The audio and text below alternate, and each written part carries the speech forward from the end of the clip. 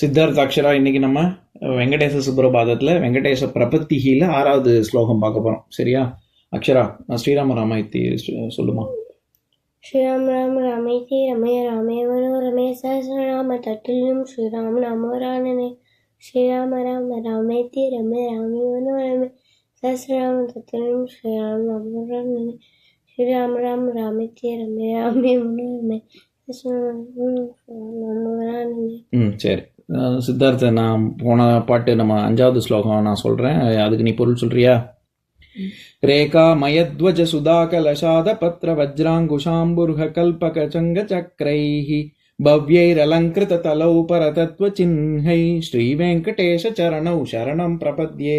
இதுக்கு என்னப்பா அர்த்தம்?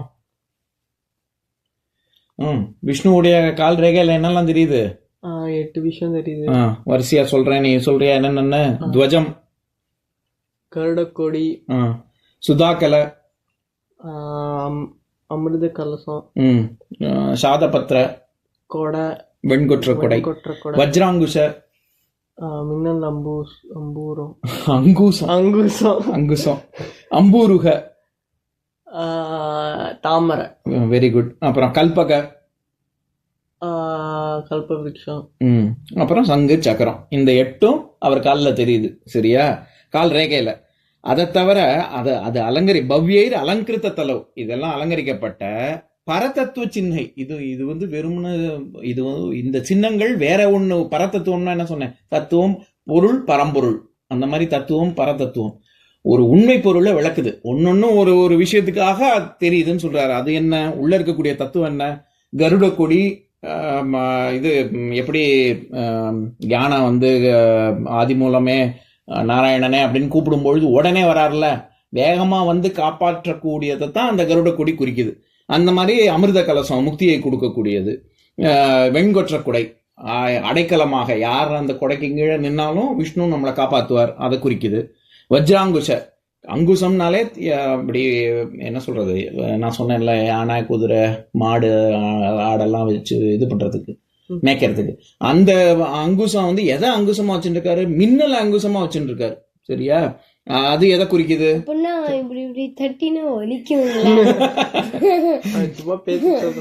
இல்ல, அதாவது அந்த அளவுக்கு அவர் வந்து வழி நடத்துவாரு அப்படின்னு சொல்றாங்க.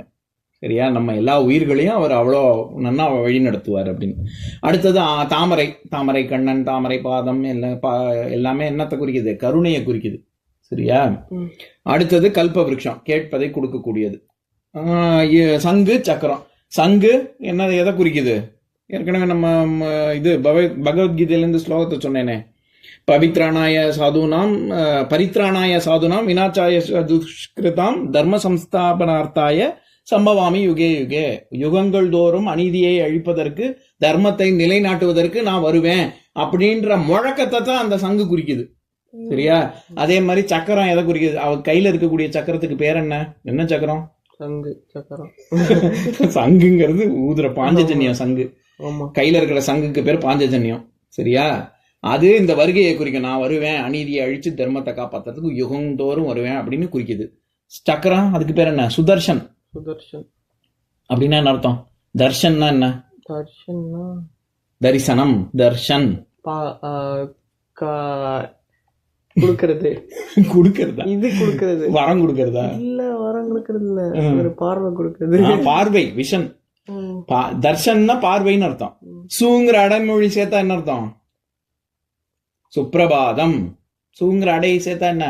பிரபாதம், சுப்பிரபாதம். சூப்பர், மங்களகரமான அப்படின்னு அர்த்தம். மங்களகரமான பார்வை கொடுக்கும். யாராவது அழிக்கக்கூடிய ஒரு சக்கரத்துக்கு போய் மங்களகரமான பார்வை கொடுக்கக்கூடியதுன்னு சொல்லுவாங்களா? அப்படின்னா என்ன சொல்ல வராங்க? அதெல்லாம் இல்ல. அதாவது என்ன சொல்ல வராங்கன்னா, அது அநீதியை உனக்குள்ள இருக்கிற, அது அழிக்கும்னா தலையை வெட்டுறது, கையை வெட்டுறது, காலை வெட்டுறது, அதுக்கு சக்கரம் இல்ல.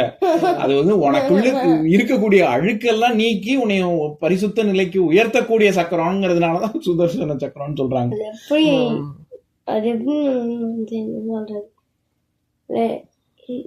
எப்படி வந்து நம்மள்ட்ட அந்த மாதிரி பண்ணும்?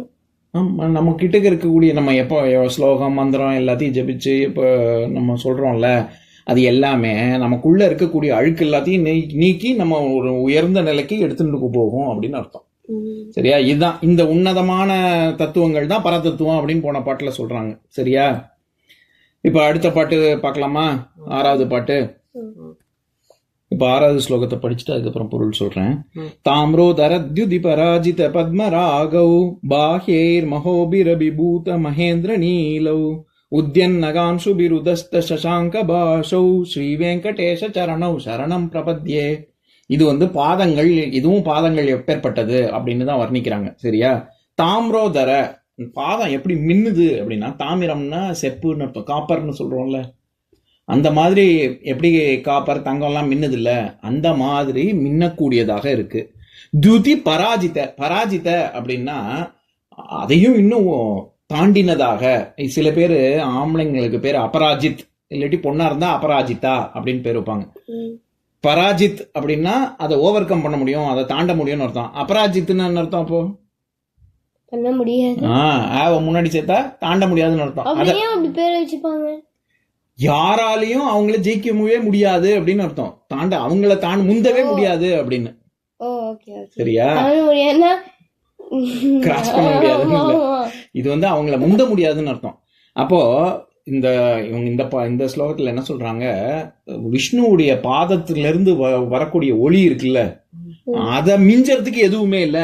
பராஜித பத்மராகவ், பத்மராக கல், அதாவது 9 விதம் நவரத்னங்கள், ரத்னங்கள் மொத்தம் 9 இருக்கு. சரியா?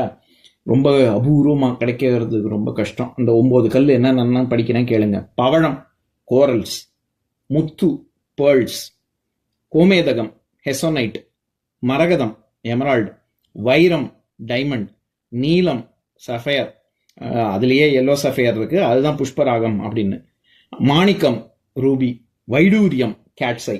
இந்த 9 தான் உலகத்துல இருக்கிறதுலயே ரொம்ப கிடைக்கிறது ரொம்ப ரொம்ப கஷ்டம், நவரத்னங்கள் அப்படின்னு சொல்லுவாங்க. அதுல ஒரு ரத்னம் இந்த மாணிக்கம் இருக்குல்ல, ரூபின்னு சொல்றது, அதுதான். அதுலயே நிறைய வகை இருக்கு, அதுல ஒண்ணுதான் இந்த பத்மராகம். புஷ்பராகம் எப்படி எல்லோ சஃபயரோ அந்த மாதிரி ரூபிக்கு பத்மராகம்னு பேரு.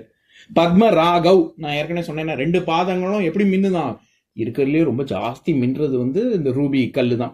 நவரத்னங்கள் தான் ஜொலிக்கும், அப்படியே பாக்குறது. டைமண்ட் எல்லாம் ஜொலிக்குது இல்ல, லைட் அடிச்சா ஜொலிக்குதே, அந்த மாதிரி ஜொலிக்கக்கூடியது.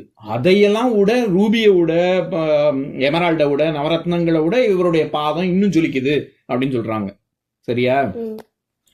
பாஹ்யைர், பா அப்படின்னாலே பாரதம் அப்படிங்கிறதுக்கே ஒளியில் திளைப்பது அப்படின்னு தான் பாரத தேசம். நம்ம இந்தியான்னு சொல்றோம்ல, அது பாரத தேசம் தான்.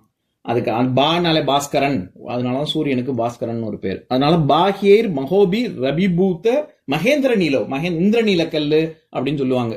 இந்திரநீல கல்லு, இந்த இது ப்ளூ சஃபயர் எல்லாம் ஒண்ணுதான். சரியா? இந்த நவரத்ன கற்கள்லாம் எப்படி மின்னுதோ, இந்திரநீல கல்லெல்லாம் விட இன்னும் ஜாஸ்தி ஒளி வீசுது அப்படின்னு சொல்றாங்க. அடுத்தது உத்யன் நகாம்சுபி ருத்தஸ்த சசாங்க பாஷவ். நகம், சமஸ்கிருதத்துலயும் நகம்னா நகம் அப்படின்னா இந்த கால். இவர் என்ன சொல்ல வர்றாரு, பாதத்துல இருக்கக்கூடிய கட்டவரல் நகம் இருக்குல்ல, உத்யான் நகம் சுபி, உத அப்படின்னாலே இப்ப வேகம் உத்வேகம் அப்படின்னு சொல்றோம்ல, வேகம் உத்வேகம்னா ரொம்ப எந்தூசியாஸ்டிக்கா எனர்ஜெட்டிக்கா அப்படி கிடுகிடுன்னு பண்றது இருக்குல்ல, அந்த அப்படின்னாலே இன்னும் வளரக்கூடிய அப்படின்னு அர்த்தம். இங்க உத்யான் நகாம்சுக அப்படின்னா காலில் கட்டவரல்ல இருக்கக்கூடிய வளரக்கூடிய நகம் இருக்குல்ல. பொதுவாகவே என்ன சொல்லுவாங்க, அந்த நகம் பார்க்கறதுக்கு பிறை நிலா கிரசன்ட் மூன் மாதிரி. இப்ப நம்ம நகத்தை இப்படி பாத்தீங்கன்னு வச்சுக்கோங்க, வளர்ற நகம் கை நகமா இருந்தாலும் சரி, கால் நகமா இருந்தாலும் சரி, என்ன ஷேப்ல இருக்குது? பிறை, பிறை வடிவத்துல கிரசன்ட் மூன் அந்த மாதிரி இருக்கா? பிறை நிலா மாதிரி இருக்கா பாக்கிறதுக்கு? அந்த நகத்தை மட்டும் தனியா எடுத்து பார்த்தா அந்த பிறை நிலா மாதிரி இருக்கா? இவர் என்ன சொல்ல வராரு, அப்படி கால் நகம், இதுல விஷ்ணுவனுடைய கட்டவரல் நகம் எப்படி இருக்கு அப்படின்னா, நில ஒளியை விட இன்னும் ஜாஸ்தி ஒளியா இருக்கு அப்படின்னு சொல்றாரு. சஷாங்க், சில பேர் ஆம்பளைங்க பேர் சஷாங்க்னு வச்சுப்பாங்க. சஷாங்க்னா நிலான்னு அர்த்தம். அதாவது சம்ஸ்கிருதத்துல சஷக அப்படின்னா இது முயல்னு அர்த்தம். பாக்கிறதுக்கு வானத்துல பாக்கிறதுக்கு ஒரு வெள்ளை, இப்படி பெரிய நிலாவை பாக்கிறதுக்கு ஒரு ஏதோ ஒரு வெள்ளை முயல் மாதிரி இருக்கு, முயலுடைய அங்கம் மாதிரி இருக்கு. சஷாங்க, அங்கம்னா பார்ட்டுன்னு அர்த்தம். சசகன்னா இது முயல்னு அர்த்தம். சசாங்க அப்படின்னா முயலுடைய ஒரு பாகம் மேல இருக்கிற மாதிரி இருக்கு அப்படின்னு சொல்றாங்க. அதனாலதான் சசாங்கன்னா இது நிலா. சரியா?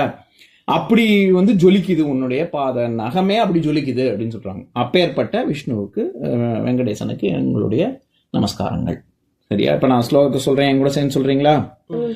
2 பேர் சேர்ந்து சொல்லுங்க. தாம்ரோதரத்யுதி தாம்யோதரத்யுதி பராஜித பராஜித பத்மராகவ் பத்மராகவ் பாஹ்யைர் பாஹ்யைர் இல்ல பாஹ்யைர், பாஹ்யைர்னா ரொம்ப ஒளி வீசக்கூடிய, பாஹ்யைர் பாஹ்யைர் மகோபி மஹோபி ரபிபூத விபூத மகேந்திர நீலவ் மகேந்திர நீலவ் உத்யன் நகாம்சுபி உத்யன்னகாம்சுபி ருதஸ்த உதஸ்த சசாங்க பாஷவ். சசாங்க பாஷவ். இந்த இடத்துல வர்ற பாஷவும் ஒளிதான். சரியா? பாஷவ் ஸ்ரீ வெங்கடேஷ சரணம் சரணம் பிரபத்யே. ஸ்ரீ வெங்கடேஷ சரணம் சரணம் பரமத்தே. இன்னொரு நாள் இன்னொரு ஸ்லோகம் பார்க்கலாம். ம்.